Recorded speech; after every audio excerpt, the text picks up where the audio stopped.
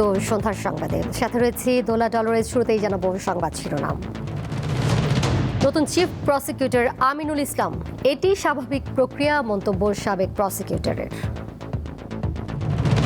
তুষারঝড়ে বিপর্যস্ত যুক্তরাষ্ট্রের উত্তর পূর্বাঞ্চল, সতর্কতার আওতায় 5,40,00,000 মানুষ। উইমেন্স এশিয়ান কাপ সামনে রেখে অস্ট্রেলিয়ায় অনুশীলনে ব্যস্ত বাংলাদেশ ফুটবল দল।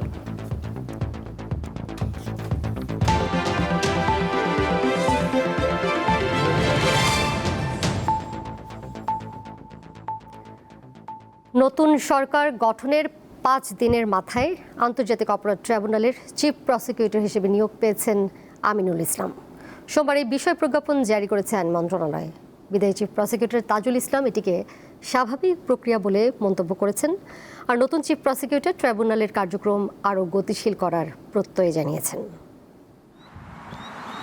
ছাত্র জনতার গণ অভ্যুত্থানের মুখে 2024 সালের 5 আগস্ট শেখ হাসিনা সরকারের পতনের পর পুনর্গঠন করা হয় আন্তর্জাতিক অপরাধ ট্রাইব্যুনাল। জুলাই আন্দোলনে মানবতাবিরোধী অপরাধ ও গুম খুনের বিচারের জন্য ওই বছরের 5 সেপ্টেম্বর তাজুল ইসলামকে চিফ প্রসিকিউটর হিসেবে নিয়োগ দেয় অন্তর্বর্তী সরকার। 1.5 বছর পর আন্তর্জাতিক অপরাধ ট্রাইব্যুনালের চিফ প্রসিকিউটরের পদ থেকে তাজুল ইসলামকে সরিয়ে আমিনুল ইসলামকে নিয়োগ দেয়া হয়েছে। সোমবার আইন, বিচার ও সংসদ বিষয়ক মন্ত্রণালয়ের আইন ও বিচার বিভাগের সলিসিটর অনুবিভাগ থেকে এ বিষয়ে প্রজ্ঞাপন জারি করা হয়। মহান আল্লাহর ইচ্ছায় আমি এই ট্রাইব্যুনালে চিফ প্রসিকিউটরের দায়িত্ব পেয়েছি। আমি মহান আল্লাহর কাছে সাহায্য চাইব যাতে এই ট্রাইব্যুনালের আমার উপর অর্পিত সমস্ত দায়িত্ব আমি অত্যন্ত সততা এবং দক্ষতার সাথে যাতে আমি পরিচালনা করতে পারি। নতুন দায়িত্ব পাওয়ার পর দক্ষতার সাথে মামলা পরিচালনার প্রত্যাশা জানান তিনি। আমার পূর্বতন প্রসিকিউশন টিম যেভাবে কাজ করেছে আমি একইভাবে কাজ করব। যে সকল বিচার চলমান আছে এবং আগামী দিনে যে বিচারগুলো যেগুলো মামলা বিচারের জন্য আসবে, আমি সম্পূর্ণরূপে চেষ্টা করব যে আমাদের জুলাই শহীদদের আকাঙ্ক্ষার অনুযায়ী যাতে আমি ট্রাইব্যুনালে আমি আমার বিচার কার্যে আন্তরিক সহযোগিতা করতে পারি। নিয়োগ প্রক্রিয়াকে স্বাভাবিক উল্লেখ করে বিচারিক কার্যক্রমের ধারাবাহিকতা বজায় রাখার আশাবাদ ব্যক্ত করেন বিদায়ী চিফ প্রসিকিউটর। এটা স্বাভাবিক প্রক্রিয়া। রাজনৈতিক সরকার যখন নতুন সরকার দায়িত্ব নেয়, নির্বাচিত সরকার স্বাভাবিকভাবে তাদের রাষ্ট্রের বিভিন্ন জায়গায় তারা তাদের পছন্দনীয় লোকজনকে বসাবেন। এটা হচ্ছে স্বাভাবিক নিয়ম। এক দল যখন ক্ষমতার থেকে চলে যায়, আমি এখানে নিয়োজিত হয়েছিলাম অন্তর্বর্তীকালীন সরকারের সময়। এখন নতুন সরকার এসছেন, তারা তাদের পছন্দের লোককে, তাদের কাজের সুবিধা, তাদের নিজস্ব পরিকল্পনা আছে, তারা নিশ্চয়ই সেই অনুযায়ী এখানে বসিয়েছেন। আমার পক্ষ থেকে তাদের জন্য সর্বাত্মক শুভকামনা থাকলো। অ্যাটর্নি জেনারেলের পদমর্যাদায় নিয়োগ পাওয়া আমিনুল ইসলাম সাবেক প্রধানমন্ত্রী খালেদা জিয়ার একাধিক গুরুত্বপূর্ণ মামলায় আইনজীবী হিসেবে দায়িত্ব পালন করেন। মাহিদুর রহমান, দীপ্ত সংবাদ, ঢাকা। প্রধানমন্ত্রী হিসেবে দায়িত্ব গ্রহণের পর তারেক রহমান সকালে প্রথমবারের মতো ঢাকা সেনানিবাসে অবস্থিত সশস্ত্র বাহিনী বিভাগে অফিস করেছেন। সকাল 9টায় অফিসে পৌঁছান তিনি। এ সময় সেখানে প্রধানমন্ত্রীকে 3 বাহিনীর প্রধানগণ স্বাগত জানান। প্রধানমন্ত্রী সশস্ত্র বাহিনী প্রধানদের সঙ্গে শুভেচ্ছা বিনিময় করেন। এরপর দিনের কর্মসূচি অনুযায়ী লেফটেন্যান্ট জেনারেল মীর মুশফিকুর রহমান এবং মেজর জেনারেল কায়সার রশিদ চৌধুরীকে র্যাঙ্ক ব্যাজ পরিয়ে দেন প্রধানমন্ত্রী তারেক রহমান।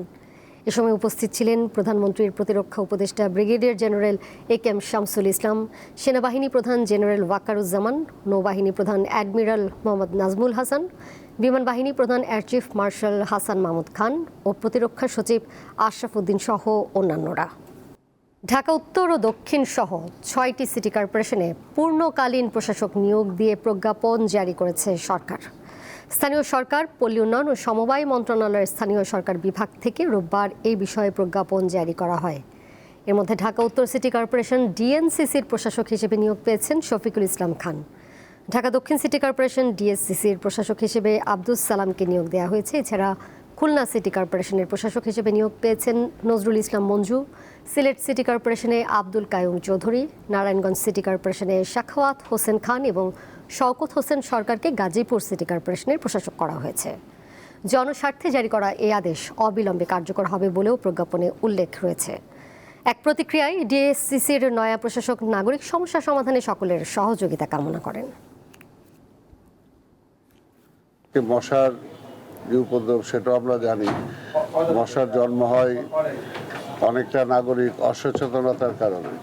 তো নাগরিকরা যাতে সেটাও সচেতন হতে পারে, প্লাস সিটি কর্পোরেশন যাতে মশক নিধনের কার্যক্রমটা আরও দ্রুত করতে পারে, সেটার জন্য আমি চেষ্টা করব। এবং সবাই সম্মিলিতভাবে আমরা কিভাবে এটাকে আরও ঢাকা শহরটাকে বাসযোগ্য করতে পারি, সেটার জন্য সবাই মিলে আমরা চেষ্টা করব যাতে ইনশাআল্লাহ আমরা সফল হতে পারি। নিয়ম নীতি থাকার কারণে ঢাকা উত্তর ও দক্ষিণ সহ মোট 6টি সিটি কর্পোরেশনে প্রশাসক নিয়োগ দেওয়া হয়েছে। অল্প সময়ের মধ্যে এসব সিটি কর্পোরেশনে নির্বাচন দেওয়া হবে বলে জানিয়েছেন স্থানীয় সরকার মন্ত্রী মির্জা ফখরুল ইসলাম আলমগীর। রাজধানীর নয়াপল্টনে বিএনপির কেন্দ্রীয় কার্যালয়ে একথা জানান তিনি। আরও জানান, সংসদ অধিবেশন বসার পর সংরক্ষিত নারী আসনের বিষয়ে কাজ শুরু হবে। এক্ষেত্রে বিএনপির সাথে সম্পৃক্ত ও ভূমিকা রাখা ব্যক্তিরা বিবেচিত হবেন। সরকারি এবং যে প্রথাগুলো আছে সেগুলো কতগুলো মেয়াদ আছে, কতগুলো মেয়াদ শেষ হয়ে গেছে, সবগুলোকে এক জায়গায় নিয়ে এসে আমরা সরকারের তরফ থেকে একটা সঠিক সময়ে এই নির্বাচনগুলো দেওয়ার ব্যবস্থা আমরা করবো। তবে নিঃসন্দেহে এই নির্বাচনকে প্রাধান্য দেওয়া হবে। অনেক জায়গায় আওয়ামী লীগের অফিসগুলো খোলা হচ্ছে, অনেক জায়গায় এটা আমরা চাইনি, এবং আমরা যেহেতু আপনার আইনগতভাবে বলা আছে যে তাদের কার্যক্রম নিষিদ্ধ, সেইভাবেই এটাকে দেখা হবে। আগামী 12 মার্চ থেকে শুরু হতে যাচ্ছে ত্রয়োদশ জাতীয় সংসদের প্রথম অধিবেশন। ওই দিন বেলা 11টায় জাতীয় সংসদ ভবনের সংসদ কক্ষে অধিবেশন বসবে। সোমবার জাতীয় সংসদ সচিবালয়ের সংবাদ বিজ্ঞপ্তিতে জানানো হয়েছে, রাষ্ট্রপতি মোহাম্মদ শাহাবুদ্দিন সংবিধানের 72 অনুচ্ছেদের এক দফায় প্রদত্ত ক্ষমতা বলে ত্রয়োদশ জাতীয় সংসদের প্রথম অধিবেশন আহ্বান করেছেন। প্রথা অনুযায়ী নতুন সংসদের প্রথম অধিবেশনে রাষ্ট্রপতি সরকারের বিভিন্ন উন্নয়ন কর্মকাণ্ড ও আগামীর পরিকল্পনা তুলে ধরে ভাষণ দেবেন। এরপর রাষ্ট্রপতির ভাষণের ওপর আনীত ধন্যবাদ প্রস্তাবের ওপর সাধারণ আলোচনা অনুষ্ঠিত হবে। অভ্যন্তরীণ বিষয়ে বিদেশিদের হস্তক্ষেপ চায় না বিএনপি নেতৃত্বাধীন নতুন সরকার। যুক্তরাষ্ট্র ও ইউরোপের রাষ্ট্রদূতদের সঙ্গে সৌজন্য সাক্ষাতে এই বার্তা দিয়েছেন পররাষ্ট্রমন্ত্রী খলিলুর রহমান। বাংলাদেশ পারস্পরিক মর্যাদা আর স্বার্থ রক্ষার সম্পর্ক চায় বলেও জানান তিনি।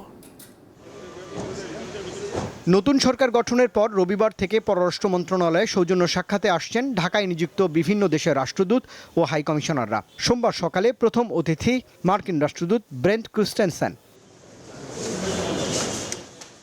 পররাষ্ট্রমন্ত্রী খলিলুর রহমান এবং প্রতিমন্ত্রী শামা ওবায়েদের সঙ্গে সৌজন্য সাক্ষাতে মার্কিন দূত জানান, দুই দেশের শক্তি বাড়ানো, নিরাপত্তা এবং সমৃদ্ধিতে একসঙ্গে কাজ করতে আগ্রহী যুক্তরাষ্ট্র। নতুন মন্ত্রীকে অভিনন্দন জানানোর পোস্ট সামাজিক যোগাযোগ মাধ্যমে দিয়ে একথা জানিয়েছেন ব্রেন্ট ক্রিস্টেনসেন। দুপুরে ইউরোপীয় ইউনিয়নের রাষ্ট্রদূত মাইকেল মিলারের নেতৃত্বে আসেন ইউরোপীয় রাষ্ট্রদূতরা। সৌজন্য সাক্ষাতে ছিলেন জার্মানি ও ফ্রান্স সহ ইউরোপের 8 রাষ্ট্রদূত। পরে মাইকেল মিলার সাংবাদিকদের জানান, তাদের প্রত্যাশা ডক্টর ইউনূস সরকারের সংস্কার কাজের ধারাবাহিকতা বিএনপি সরকার অব্যাহত রাখবে। আইন ও বিচার সহ বিভিন্ন খাতে বিগত সরকারের সংস্কারের ধারাবাহিকতা বর্তমান সরকার অব্যাহত রাখবে বলে আমরা আশা করছি। ইউরোপের সঙ্গে অংশীদারিত্ব এবং সহযোগিতা চুক্তি চূড়ান্ত হয়েছে, এটাও দ্রুত স্বাক্ষরের আশা করছে ইইউ। সাংবাদিকদের পররাষ্ট্রমন্ত্রী খলিলুর রহমান বলেন, গত 2 দিনে রাষ্ট্রদূতদের কাছে তিনি নতুন সরকারের নীতি তুলে ধরেছেন। আমরা বলেছি যে আমাদের মোটো হচ্ছে বাংলাদেশ ফার্স্ট, সবার উপরে বাংলাদেশ, এবং আমরা স্বাধীনতা, সার্বভৌমত্ব, পরস্পরের আভ্যন্তরীণ ব্যাপারে হস্তক্ষেপ না করা এবং পারস্পরিক ন্যাশনাল ডিগনিটি বা জাতীয় মর্যাদা, এইগুলো এই সব মূলনীতির ওপর আমাদের কার্যক্রম প্রতিষ্ঠিত থাকবে। জানান, প্রতিটি দেশের সঙ্গেই পারস্পরিক লাভজনক সম্পর্ক গড়ে তুলতে চায় সরকার। রুবায়েত হাসান, দীপ্ত সংবাদ, ঢাকা। এবারে আরএফএল ওয়ার্ড্রোব ঈদবাজার।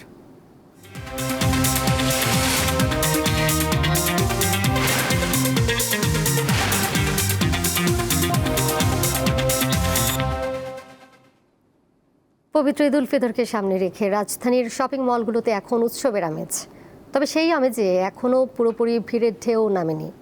তাকে তাকে সাজানো রঙিন আর বাহারি পোশাকের সমাহারে জমজমাট প্রস্তুতি, অপেক্ষা শুধু ক্রেতাদের স্রোতের। ঈদ মানেই নতুন পোশাক, নতুন আনন্দ। সেই আনন্দকে ঘিরেই রাজধানীর বিভিন্ন শপিং মলে দোকানিরা সাজিয়ে তুলেছেন three piece, sari, gown, kurti থেকে শুরু করে শিশু ও পুরুষদের পোশাকের বিশাল সংগ্রহ। রঙে, নকশায় আর কাপড়ে রয়েছে বৈচিত্র্য। দেশীয় পোশাকের পাশাপাশি আছে নানা ধরনের বিদেশি নকশার ছোঁয়া। নারীদের পোশাকে নজর কাটছে হালকা ও ভারী কারুকাজ, সূচি শিল্প, হাতের কাজ আর পাথর বসানো নকশায় রয়েছে ভিন্নতা। বিক্রেতারা বলছেন, ক্রেতাদের পছন্দ ও সামর্থ্য বিবেচনায় এবারের সংগ্রহ আরও সমৃদ্ধ। চাহিদা ইন্ডিয়ান পাকিস্তান দুটো চাহিদা ভালো আছে মোটামুটি, ঠিক আছে, কাস্টমার কম আছে আমাদের এখানে। এখানে আমাদের হচ্ছে পাকিস্তানি ডিজাইনের, ইন্ডিয়ান ডিজাইনের আর দেশি প্রোডাক্ট আমাদের কাছে বেশি পাবেন। আমরা আশা করতেছি বেচা কিনা ভালো হবে। এই বছর নির্বাচন হয়েছে, এই উপলক্ষে আমাদের ইনশাল্লাহ বেচা কিনা আরও বেশি ভালো হবে। রমজানের শুরুর দিক হওয়ায় এখনও পুরোপুরি জমে ওঠেনি কেনাকাটা। তবে ভিড় এড়াতে অনেকেই আগেভাগেই যাচ্ছেন শপিং মলে। পছন্দসই পোশাক কিনে নিশ্চিন্ত থাকতে চান তারা। মেয়ের জামা কিনবো, আমার কিনবো, আর কিছু আত্মীয় স্বজনের গিফট কিনবো। বাচ্চার জন্য আজকে আসছি, বাচ্চার প্যান্ট কিনবো, গেঞ্জি কিনবো, তারপর ভাই আসছে, ওর গেঞ্জি প্যান্ট কিনবো। রমজান মাসের শুরুতে দামটা একটু বেশি থাকে, তো গতবার তুলনায় মনে হচ্ছে একটু বেশি, বাট একেবারে অস্বাভাবিক বেশি না। দোকানীদের প্রত্যাশা 10 রমজানের পর থেকেই বাড়বে বেচাকেনা। শেষ সময়ের ভিড়ে জমে উঠবে ঈদের বাজার। জহুরুল মোহসান, দীপ্ত সংবাদ, ঢাকা। আইনশৃঙ্খলা পরিস্থিতির উন্নয়ন এবং জনমনে স্বস্তি ফেরানো সরকারের প্রথম অগ্রাধিকার। তাই পুলিশের কাজে অবৈধভাবে কেউ হস্তক্ষেপ করলে ব্যবস্থা নেওয়া হবে বলে জানিয়েছেন স্বরাষ্ট্রমন্ত্রী সালাউদ্দিন আহমদ। আর তথ্যমন্ত্রী জানিয়েছেন দ্রুত কৃষক কার্ড চালু করতে যাচ্ছে সরকার। এদিকে প্রধানমন্ত্রীর সাথে দেখা করে চীন সফরের আমন্ত্রণ জানিয়েছেন চীনের রাষ্ট্রদূত। সোমবার সপ্তাহের দ্বিতীয় কার্যদিবসে সচিবালয়ে বেশ কয়েকটি গুরুত্বপূর্ণ বৈঠকে অংশ নেন প্রধানমন্ত্রী তারেক রহমান। সকালে তার সাথে সৌজন্য সাক্ষাৎ করেন চীনা রাষ্ট্রদূত ওয়াও ওয়েন। বৈঠক শেষে পররাষ্ট্র বিষয়ক উপদেষ্টা হুমায়ুন কবির জানান, বাংলাদেশের সাথে বন্ধুত্বপূর্ণ সম্পর্ককে আরও এগিয়ে নিতে চায় চীন।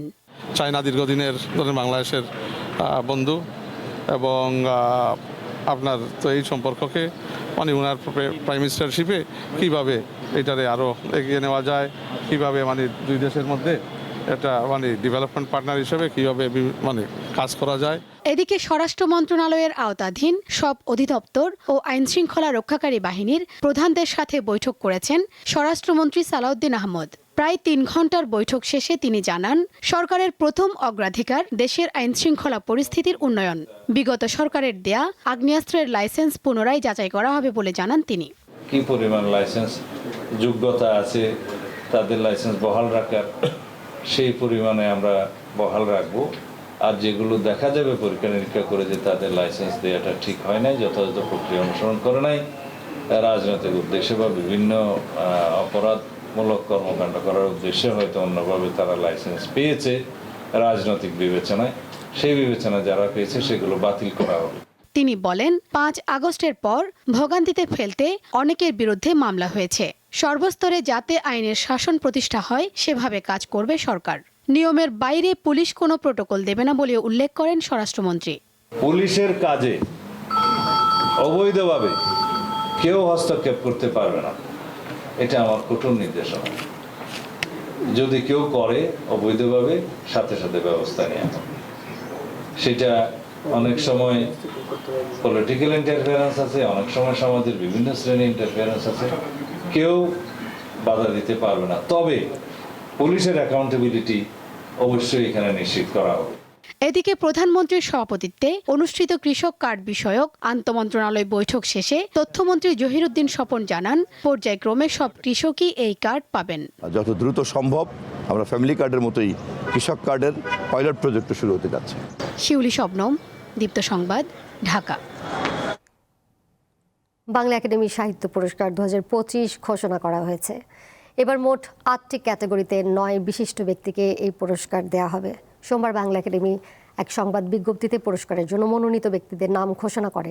তারা হলেন কবিতায় মোহন রায়হান, কথা সাহিত্যে নাসিম আনিস, প্রবন্ধ গদ্যে সৈয়দ আজিজুল হক, শিশু সাহিত্যে হাসান হাফিজ, অনুবাদে আলী আহমদ, গবেষণায় মুস্তাফা মজিদ ও ইসরায়েল খান, বিজ্ঞানে ফারসিম মান্নান মোহাম্মদী এবং মুক্তিযুদ্ধে মইদুল হাসান। বিজ্ঞপ্তিতে জানানো হয়, অমর একুশে বইমেলার উদ্বোধন অনুষ্ঠানে প্রধানমন্ত্রী তারেক রহমান তাদের হাতে এই পুরস্কার তুলে দেবেন। আন্তর্জাতিক প্রসঙ্গ, তুষার ঝড়ের বিপর্যস্ত যুক্তরাষ্ট্রের উত্তর পূর্বাঞ্চল নিউ ইয়র্ক সিটি সহ একাধিক এলাকায় জারি করা হয়েছে ভ্রমণ নিষেধাজ্ঞা। প্রায় 5,40,00,000 মানুষ এই শীতকালীন ঝড় সতর্কতার আওতায় আছেন। নিউ ইয়র্ক সিটিতে 18 থেকে 24 ইঞ্চি পর্যন্ত তুষারপাতের পূর্বাভাস দেওয়া হয়েছে এবং তাপমাত্রা নেমে যেতে পারে প্রায় হিমাঙ্কের 6 ডিগ্রি নিচে। এর মধ্যে নিউ জার্সি, কানেকটিকাট সহ অনেক অঙ্গরাজ্যে গণপরিবহন, শিক্ষা ও ব্যবসা প্রতিষ্ঠান বন্ধ ঘোষণা করা হয়েছে। রোববার যুক্তরাষ্ট্রে কমপক্ষে 3,500-এরও বেশি ফ্লাইট বাতিল হয়েছে এবং শত শত ফ্লাইট বিলম্বিত হয়েছে। খেলার খবর, এফসি এশিয়ান কাপ সামনে রেখে অস্ট্রেলিয়ার সিডনির ভ্যালেন্টাইন স্পোর্টস পার্কে দ্বিতীয় দিনের মতো অনুশীলন করেছে বাংলাদেশ নারী ফুটবল দল। স্থানীয় সময় সকাল 8টা থেকে 10টা পর্যন্ত চলে অনুশীলন। শুরুতে আবহাওয়া কিছুটা ঠান্ডা ও বৃষ্টি থাকলেও এক পর্যায়ে অনুশীলনের জন্য অনুকূল পরিবেশ পায় পিটার বাটলারের শিষ্যরা। দ্বিতীয় দিনের অনুশীলনে নিজেদের মধ্যে প্রতিযোগিতামূলক পজিশনিং গেম খেলা হয়, যেখানে দ্রুত ট্রানজিশন ও বল নিয়ন্ত্রণে গুরুত্ব দেওয়া হয়। বাংলাদেশের চেয়েও এখানে বেশ গরম। আমরা সবাই চেষ্টা করছি আবহাওয়ার সাথে মানিয়ে নিতে। দলের মধ্যে বোঝাপড়া ভালো। এখানে অনেক গরম, আমাদের বাংলাদেশ হচ্ছে এত গরম এখনো পড়ে নাই, এখানে অতিরিক্ত গরম, তো হচ্ছে আমরা এটার সাথে আপাতত মানায় নিতেছি। এর সাথে শেষ করব সন্ধ্যার সংবাদ। যাবার আগে শিরোনামগুলো জানিয়ে দিব আরও একবার। নতুন চিফ প্রসিকিউটর আমিনুল ইসলাম, এটি স্বাভাবিক প্রক্রিয়া, মন্তব্য সাবেক প্রসিকিউটরের। তুষার ঝড়ে বিপর্যস্ত যুক্তরাষ্ট্রের উত্তর পূর্বাঞ্চল, সতর্কতার আওতায় 5,40,00,000 মানুষ। উইমেন্স এশিয়ান কাপ সামনে রেখে অস্ট্রেলিয়ায় অনুশীলনে ব্যস্ত বাংলাদেশ ফুটবল দল।